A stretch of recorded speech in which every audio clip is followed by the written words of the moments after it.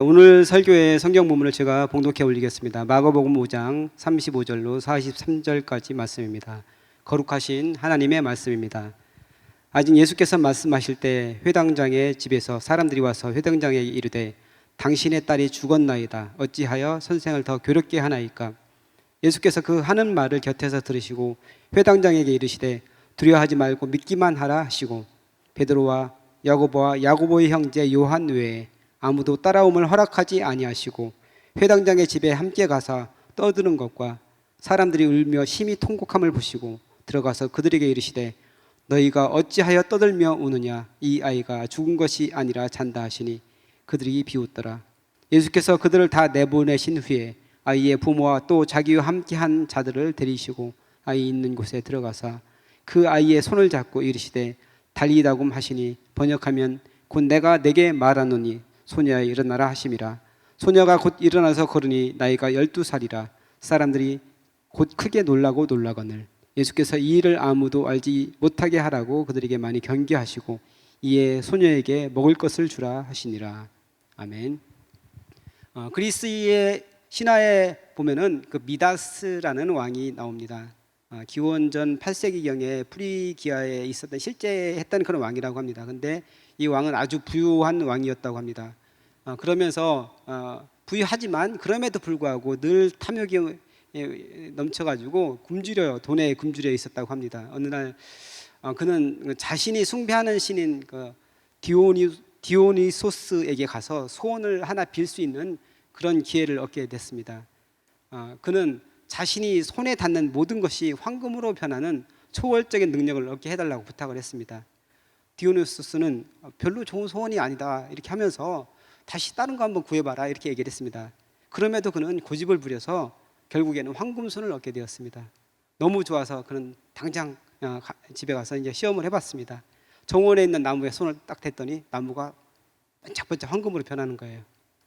신이 난 그 미다스는 주변에 있는 그 장식물 이거 다 만져봤으면 가구 뭐 이런 거 다 만져보는데 모두 다 황금으로 변하는 거예요. 정말 이제 자기가 만지는 모든 것들이 황금으로 변하니까 얼마나 좋겠어요. 그래서 이제 내가 원하는 것은 무엇이든지 이제 갖게 됐다 생각해서 그는 정말 뛸 듯이 기뻐하였습니다. 그러다가 이제 배가 고파져 가지고 이제 좀 먹어야지 하고서 이제 포크를 딱 집었는데 포크까지도 황금으로 변하는 거예요. 그래가지고 이제 이 포크를 들고 먹으려고 접시를 잡아당겼는데 접시도 황금으로 변하는 거예요. 그 접시에 있던 그런 음식까지도 다 황금으로 변하는 거예요. 이게 먹을 수가 없는 거예요. 그래서 막 어쩌지 막 이렇게 하다가 이제 너무 이제 힘들고 지쳐가지고 이제 침대에 가서 자려고 이제 누웠는데 심지어는 침대마저도 황금으로 변하는 거예요. 그리고 이게 베개를 베려고 베개를 잡았더니 베개도 황금으로 변하는 거예요. 다 딱딱한 침대도 딱딱해지고 베개도 딱딱해져서 잠을 잘 수가 없는 거예요. 그래서 너무 절망 가운데 슬퍼하고 있는데 그때 그를 위로해 주기 위해서 딸이 들어왔어요. 그래가지고 딸이 들어왔기에 이제 반가워서 딱 만졌는데 어떻게 됐을까요? 네, 딸도 황금으로 변했어요. 이렇게 되고 나니까 황금으로 만드는 그의 손은 축복이 아니라 저주였습니다. 그제서야 후회하고 그는 디오니소스에게 찾아가 제발 원래대로 돌려달라고 간청을 했습니다.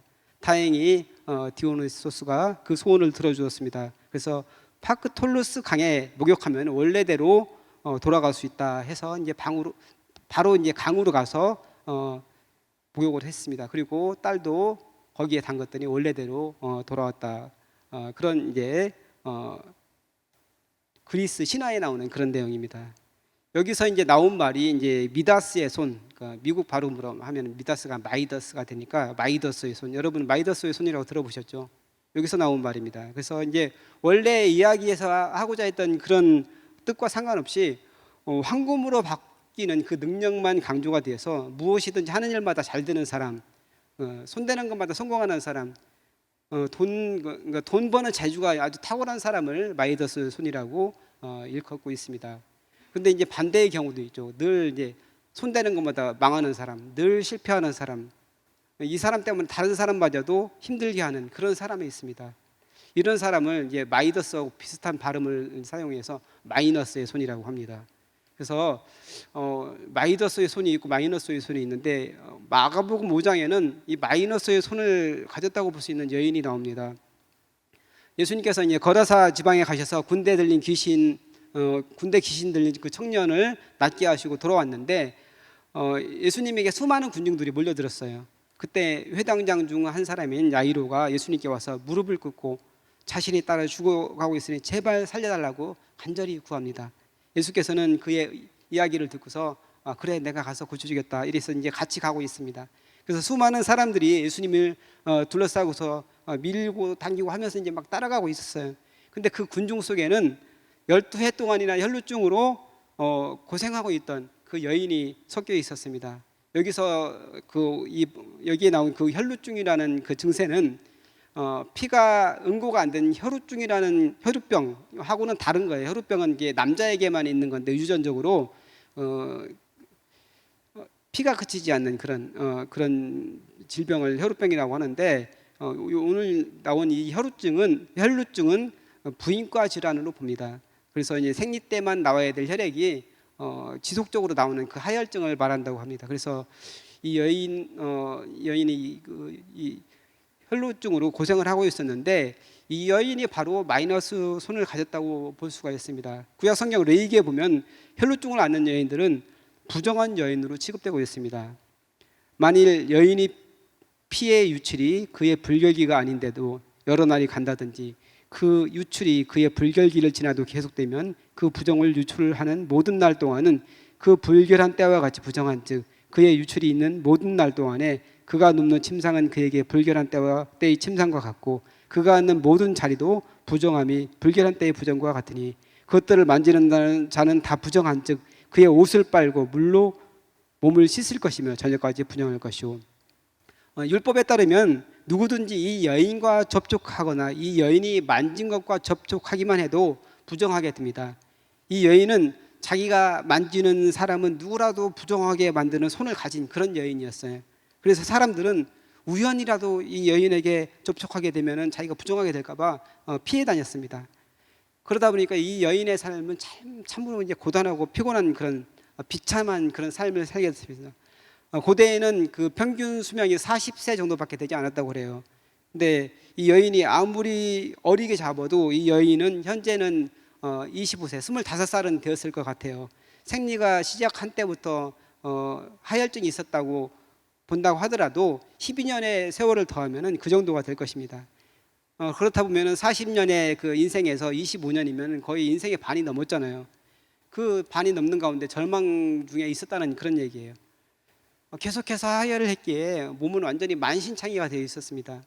당시에 무슨 특별한 영양제가 있었던 것도 아니고 얼마나 힘들었을지 짐작이 되고도 남습니다. 그뿐 아니라 경제적으로도 굉장히 힘들고 어려운 상황이었습니다. 마가복음 5장 26절 말씀에 보면은 많은 의사에게 많은 괴로움을 받았고 가진 것도 다 허비하였으되 아무 효험이 없고 도리어 더 중하여졌던 차에라고 기록하고 있습니다. 당시에는 의술이 발달하지 못했고 거의 미신적인 그런 수준에 머물러 있었어요. 의술이.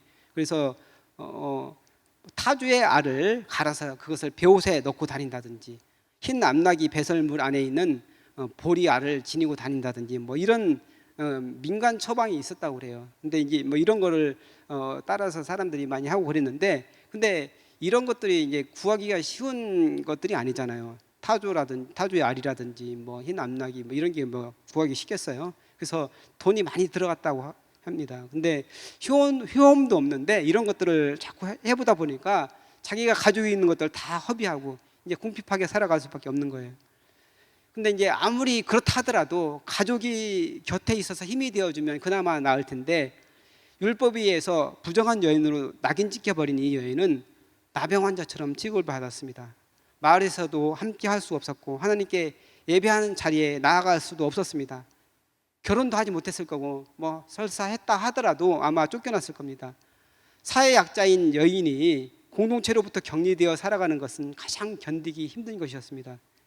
그런데 정말 이렇게 절박한 처지에 있는 이 여인에게 예수님에 대한 이야기가 들려왔습니다. 예수라는 분이 계신데 여러 가지 기적을 일으키고 사람들의 병을 치유한다는 것입니다. 게다가 나병 환자에게 손을 내밀어서 낫게 했다는 그런 이야기, 그리고 중풍병자를 고쳤다는 그런 소문을 듣게 되었습니다. 저주의 상징으로 인식되어 사람들이 상종도 하지 않는 그런 나병 환자에게 손을 대어 고쳐주시다니, 이분은 아마 나도 고쳐주실 수 있을 거야. 그녀는 한 줄기 빛이 비치는 것을 느낄 수 있었습니다. 어떻게 해서든지 그분을 만나야 되겠다는 생각을 하였습니다. 그분을 만나면 12년 동안 자신을 괴롭히던 그 지긋지긋한 그 질병에서 고침을 받을 것이라는 그런 믿음이 생겼습니다. 그렇게 그녀는 예수님의 있는 곳으로 찾아갔습니다. 그런데 문제가 있습니다. 자신은 부정한 사람이고 사람들에게 가서 접촉을 하면 그 사람까지 부정하게 만드는 게 문제였습니다. 숨기고 갔다가 잘못해서 발각되면은, 잘못하면은 돌에 맞아서 죽을 수도 있는 그런 상황이었습니다. 그럼에도 이 여인은 그런 것을 신경 쓸 상황이 아니었습니다. 지금까지 살아온 것보다 더 이상 나빠질 것이 있겠느냐, 이렇게 생각뿐이었습니다. 그래서 여인은 한 가지 꾀를 내었습니다. 이스라엘에 보면 여인들이 이게 옷을 이렇게 뒤집어 쓰고 다니는데 그 천을 깊이, 머리 깊이 둘러쓰고 아무도 알아보지 못하게 한 뒤 그 군중들이 있는 그 인파를 해주고 들어가서 예수님의 옷자락을 살짝 잡고서 나오는 거예요. 그러면 사람들이 알아차리지 못할 것이고, 예수님의 치유의 능력이 만약에 그 예수님의 치유의 능력이라면은 자신이 고침받고도 남을 것이라고 생각을 했습니다. 이렇게 율법에 의해 사회적으로 격리가 된 여인, 사람들로부터 깊이 대상이 된 그 이 여인이 예수님에게로 갑니다. 예수님의 옷을 만지기 위해서 갑니다. 정확하게는 예수님의 옷단술을 만지려 가는 것입니다. 유대인 남자의 옷에는 옷술이 달려 있는데 하나님의 계명을 기억하라는 의미로 이스라엘 백성에게 주신 그런 명령입니다. 이스라엘 자손에게 명령하여 대대로 그들의 옷단 귀에 술을 만들고 청색끈을 그 귀에 술에 더하라. 이 술은 너희가 보고 여호와의 모든 계명을 기억하여 준행하고 너희를 방종하게 하는 너희 마음과 눈의 욕심을 따라 음행하지 않게 하기 위함이라. 너희가 내 모든 계명을 기억하고 행하면 너희 하나님 앞에 거룩하리라. 민수기 15장 38절로 40절 말씀입니다. 당시 옷단에 달린 술은 하나님과의 관계를 나타내었고, 그리고 그 사람의 권위와 힘을 상징하는 것이었다고 합니다. 그래서 만약에 그 사람의 허락 없이 이 옷단술을 만졌을 때는 처벌을 받기도 했다고 해요. 이렇게 옷단술은 특별한 의미를 가지고 있는데, 하나님과의 깊은 관계를 맺고 있는 사람의 옷단술에는 어떤 특별한 것, 그런 것이 있을 것이라는 그런 생각이 당시에는 사람들이 만연하게 갖고 있었다고 합니다. 이 여인은 만일 예수님의 옷단술을 만진다면 자신의 병이 고쳐질 것이라는 그런 믿음을 갖게 되었습니다. 그 누구라도 만지면 부정하게 만들어 버리는 그 마이너스의 손을 가진 이 여인은 그 반대로 생각을 했어요. 내가 예수님의 옷자락을 만지면은 내가 정결케 되리라, 내가 정결하게 되리라, 이 생각을 하게 된 것입니다. 율법에 의해서 부정한 자로 낙인이 찍혀서 격리되어 살아가던 그 이 여인이 율법의 상징인 옷단술을 만진다는 겁니다. 말씀 자체이신 예수님의 옷자락을 만지고 있다는 사실을 그녀는 처음에는 몰랐지만 그 예수님의 옷단술에 손을 대자 정말 놀라운 일이 벌어졌습니다. 예수님의 치유의 능력이 옷자락을 통해 여인에게로 흘러갔습니다. 드디어 여인은 자신의 몸을 통해서 흐르는 그 유출의 근원이 마른 것을 느꼈습니다. 12년 동안 그토록 자신을 괴롭히던 하혈증에서 완전히 해방된 것입니다. 자신의 계획이 성공했고 이제 아무도 모르게 마무리돼서 이제 집에 돌아가기만 하면 됩니다. 그런데 그 순간 예수님께서 뒤를 돌아보면서 물으십니다. 누가 내 옷에 손을 대었느냐? 여인은 깜짝 놀랍니다. 돌아보시는 예수님과 여인이 눈이 마주쳤어요. 그 모든 것을 꿰뚫어 보시는 그 예수님의 눈앞에서, 그 눈빛 앞에서 더 이상 숨길 수 없다는 것을 깨달았습니다. 두려워서 몸이 덜덜덜 떨리는 것을 느끼면서 예수님 앞에 나아가서 모든 것을 구합니다. 모든 사실이 있는 그대로 다 구합니다. 이제 이 여인은 부정한 자신이 한 이 행동이 모든 사람들 앞에서 드러나고 이제 자신은 돌에 맞아 죽을 수도 있다고 생각을 하고 있었습니다. 그때 예수님께서 부드러운 음성으로 말씀하십니다. 딸아, 내 믿음이 너를 구원하였으니 평안히 가라.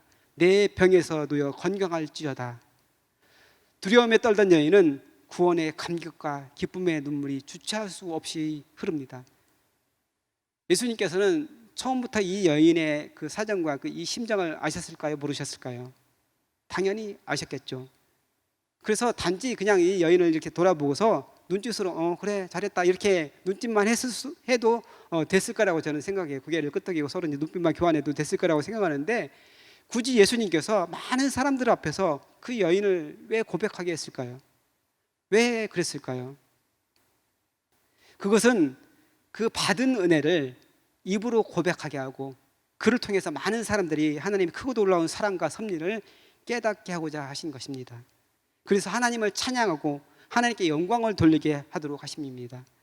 우리는 때때로 하나님께 놀라운 사랑과 은혜를 받을 때가 있습니다. 여러분 뭐 기도하다 보면 기도 응답도 받고 여러 개 정말 생각지 못한 은혜를 하나님으로부터 많이 받기도 하잖아요. 그러면은 어떻게 해야 됩니까? 아무도 모르게 나만 홀로 그걸 간직하고 있어야 될까요? 그렇지 않습니다. 많은 사람들 앞에서 그것을 알려서 살아계신 하나님께 영광을 올려드려야 됩니다. 이것이 하나님께서 기뻐하시는 것입니다. 이 여인은 예수님을 만나 11년간이나 올가매었던 병에서 고침을 받고 새로운 인생을 살게 되었습니다. 그 사랑에 너무나 감격해서 평생을 주님을 따르는 삶을 살게 되었습니다. 전에 내려오는 이야기에 의하면 예수님께서 십자가를 지고 골고다 언덕길을 오르실 때 그때 가시관에 찔려서 머리에 피가 나고 땀이 같이 범벅이 되어 있는 그 얼굴을 손수건으로 닦아진 여인이 있다고 그래요. 베로니카라는 부인인데 그 사람이 바로 이 혈루증에서 고침을 받은 여인이다. 이런 이야기가 전해져 내려옵니다. 그래서 그 손수건에는 예수님의 형상이 찍혔다 이렇게 이야기를 합니다. 예수님께서 오늘 그 혈루증에서 고침받은 이 여인에게 딸이라는 표현을 하였습니다. 지금까지 공동체 밖에서 소외된 삶을 살아가던 이 여인을 하나님의 딸로 사랑스럽게 부르고 계신 것입니다.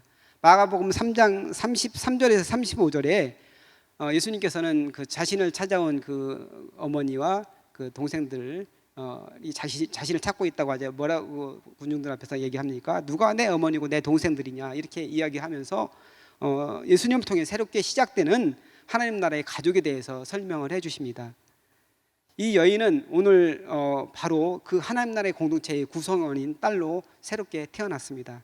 이 여인은 자신이 가지고 있던 믿음, 곧 예수님이 자신을 깨끗게 하시고 고쳐주실 것이라는 믿음, 그것을 통해서 구원을 받게 된 것입니다.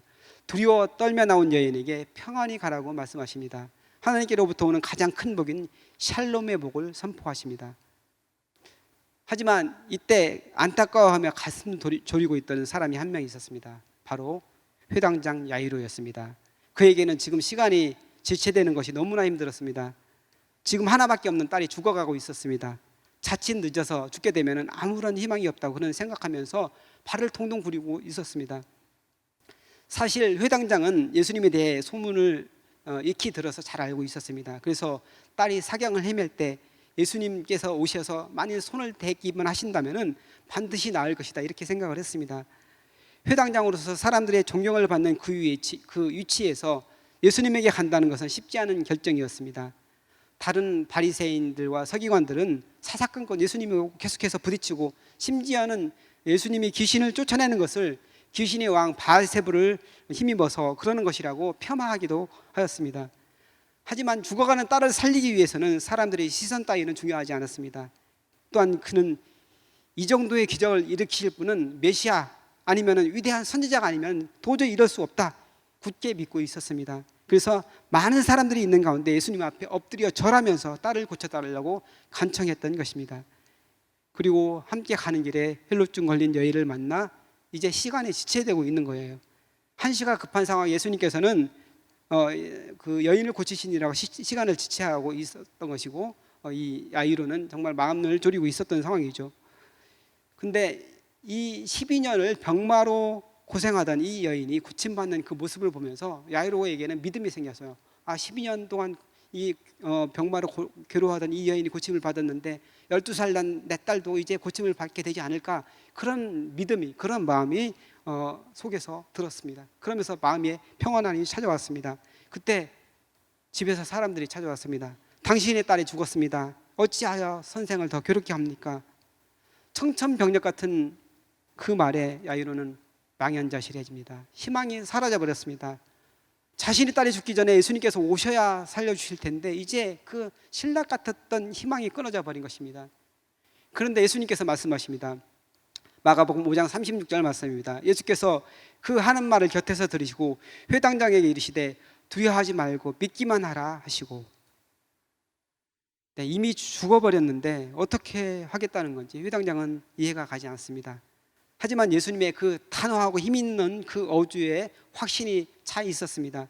이제 회당장은 판단의 기로에 서 있습니다. 이제 모든 게 다 끝났으니까 사람들이 말한 것처럼 예수님을 그냥 보내드리든지 아니면 예수님의 말씀하신 것을 붙잡고 예수님을 따라 그 말씀을 신뢰하고 예수님과 같이 자기 집으로 가든지 둘 중에서 선택을 해야 되겠습니다.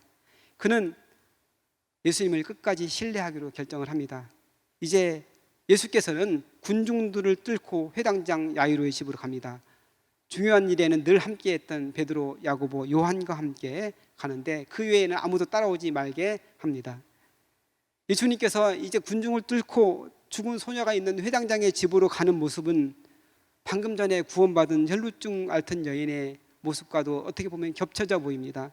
그녀는 부정한 자신의 모습을 꽁꽁 숨기고 군중들을 뚫고 거룩하신 예수님을 향해서 나아갔습니다. 부정한 모든 것을 깨끗게 하시고 모든 병을 치유해 주시고 생명을 주시는 예수님께 자신의 모든 것을 걸고 나간 것입니다. 이제 예수님께서도 그 소녀에게 가시기 위해서 수많은 사람들을 뚫고 지나가십니다.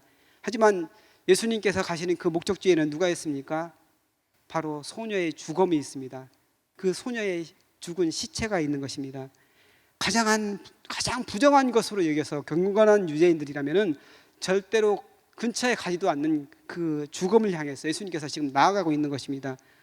부정한 여인은 자신의 부정을 깨끗하게 해주실 주님을 바라보면서 자신의 손으로 그 옷자락만이라도 만지면 자신이 깨끗해지고 병의 근원이 나을 것을 믿었습니다. 그 믿음을 가지고 나아갔습니다. 이제 예수님께서는 가장 부정한 건 소녀의 죽음을 향해서 그 시체를 향해서 거룩하신 손으로 잡아 일으켜서 생명을 주시기 위해서 가고 계신 것입니다.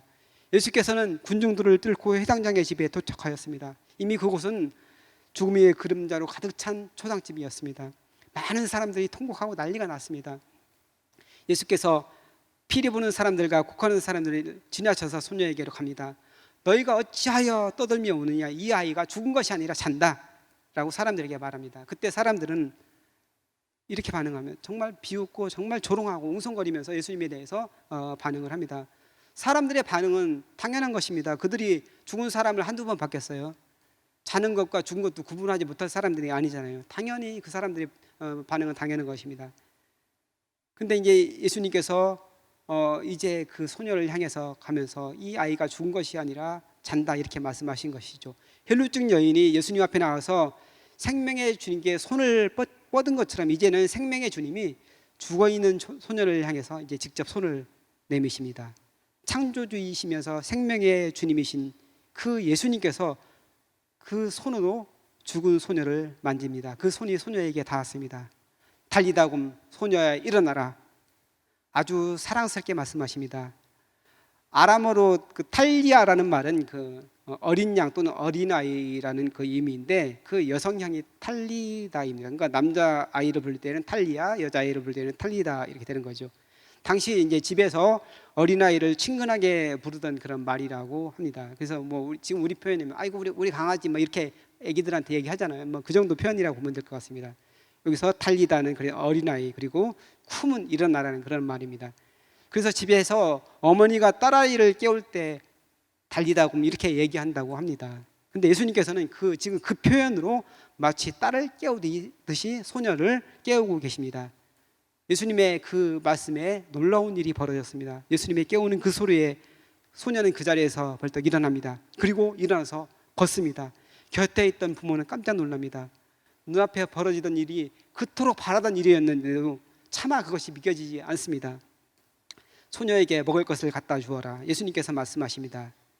이제서야 그 소녀가 살아난 것을 부모는 봅니다. 예수님께서 음식을 갖다 주라고 한 것은 이게 살아난 것이 확실하고 이제 음식을 소화시킬 정도로 그 병이 완전히 깨끗하게 치유받았다는 것을 의미합니다. 그래서 그 회당장 부부는 예수님께 감사하며 감동의 눈물을 흘리고 있는 것입니다. 소녀가 살아난 것은 회당장 야이로의 믿음의 간청 때문이었습니다. 그는 자신의 체면이나 지위 이런 것들을 생각하지 않고 나사렛 젊은 목수 출신인 예수님에게 나아가 엎드려 절하면서 간구했습니다. 그 손을 아이에게 얹어주시면 반드시 나을 것이라는 확신이 있었습니다. 하지만 그의 믿음은 거기까지였습니다. 딸이 죽었다는 소식을 듣고 절망하고 있을 때 예수님께서는 더 큰 믿음을 요구하셨습니다. 두려워하지 말고 믿기만 하여라. 바로 사람의 생명까지도 다스리시고 죽은 자도 살리시는 하나님의 능력을 온전히 신뢰하라는 것이었습니다. 예수님을 믿을 때 이것이 가능하다는 것을 보여주고자 하신 것입니다. 믿음이 없는 사람들은 하나님께서 보여주시는 역사를 볼 자격이 없습니다. 그리고 오히려 방해만 됩니다. 그렇게 예수님께서는 베드로, 야고보, 요한 이 세 명의 제자만 데리고 간 것입니다. 이 세 명의 제자는 특별한 순간, 중요한 순간에 예수님과 늘 함께했던 사람들이에요. 변화산에도 이들이 같이 있었고 겟세마네 동산에서도 예수님과 가장 가까이 있었던 사람들이 바로 이 세 사람입니다. 그렇기 때문에 이 세 사람이 가장 믿음의 사람들이라고 볼 수 있습니다. 그리고 그 어린아이를 일으키는 그 현장에도 부모만 남기고 나머지 사람들 피리 불고 곡하고 그 조롱하고 비웃던 이 사람들 다 내보냈습니다. 믿음의 역사를 방해하는 모든 부정적인 영향들을 다 제거하신 후에 소녀를 살리셨습니다. 마가복음 1장 1절은 전체 마가복음의 주제라고 할 수 있습니다. 하나님의 아들 예수 그리스도의 복음의 시작이라 마가복음 1장 1절 아주 심플하게 나옵니다. 근데 여기서 이 말씀, 예수님이 하나님의 아들이며 그리스도라는 것이 곧 복음이라는 것입니다. 마가복음 전체는 그 예수님이 하나님의 아들이고 그리스도라는 것을 증거하는 기록이라고 볼 수 있습니다. 그러시기에 예수님께서 풍랑을 잔잔하게 할 수 있었고 거라사에서 군대 귀신에 들려서 고통당하는 그 청년을 살려주실 수가 있었던 것입니다. 그리고 12년을 혈루증으로 절망 가운데 살아갔던 그 여인을 고쳐주셨고 12년의 짧은 생애를 살고 죽어버린 그 소년을 일으켜 주실 수가 있었던 것입니다. 이 세상에 누구라도 문제가 없는 사람은 없습니다. 성도님들 가정을 제가 가끔 신방에 보면은 기도 제목이 없는 분이 한 분도 없어요. 남녀노소 빈부귀천을 따를 것 없이 그 속에 들어가보면 다 무거운 짐에서 눌려가지고 힘겨워하고 있습니다. 예수님께서는 이렇게 말씀을 하십니다. 수고하고 무거운 짐진 자들아 다 내게로 오라. 내가 너희를 쉬게 하리라. 오늘 저는 말씀을 전하면서 손이라는 키워드를 가지고 본문을 살펴보았습니다. 마이더스의 손이 아니라 사람을 부정하게 만드는 마이너스의 손을 가졌던 한 여인은 그 손으로 예수님 앞에 나아갔습니다. 수많은 군중을 뚫고 자신의 문제를 가지고 예수님 앞으로 나아갔습니다. 그리고 그 마이너스의 손으로 예수님의 옷자락을 만졌습니다. 죽으면 죽으리라는 각오를 가지고 자신에게 돌을 던질 수도 있는 그 사람들을 뚫고서 예수님에게 나아갔습니다. 예수님께 나아간다면 그 문제를 해결받을 수 있을 것이라는 그 강렬한 믿음과 확신이 이 여인에게는 있었습니다. 그렇게 그 여인은 예수님을 만났고 가장 절망적인 상황에서 구원해 주시고 건져 주시는 그 예수님을 만날 수가 있었습니다. 하나님의 아들 예수 그리스도를 만나니 마이너스의 손이 사람을 살리는 손이 되었습니다. 많은 사람들에게 하나님께서 하신 일을 증거하는 손이 되었습니다. 그 어떤 문제도 예수님 앞에 나올 때 해결함을 받습니다. 내가 생각한 방식이 아니더라도 가장 좋은 것으로 주시는 그 하나님을 만날 수가 있습니다. 예수님께서는 또한 수많은 군중을 뚫고 가장 어둡고 죽음의 그림자가 가득 찬 곳까지도 찾아가 주셨습니다. 그곳에서 죽어있는 소녀의 손을 잡아 달리다굼 소녀야 일어나라 말씀하심으로 살려주셨습니다. 지금 우리 중에는 힘들고 고통스럽고 정말 죽음과 맞닿아 있는 것 같은 그런 괴로운 가운데 있는 분들이 계실 수 있습니다. 주님께 부르짖기 바랍니다. 예수님께서는 여러분을 찾아오셔서 손을 내미시고 일으켜 주시고 살려주십니다. 하나님 아들 예수님에게 여러분이 가진 모든 짐과 문제를 내려놓으시기 바랍니다. 믿음의 손을 뻗어 주님의 옷자락을 만지시고 손을 내밀으시는 주님의 손을 잡고 일어서는 저와 여러분 되시기를 간절히 바랍니다.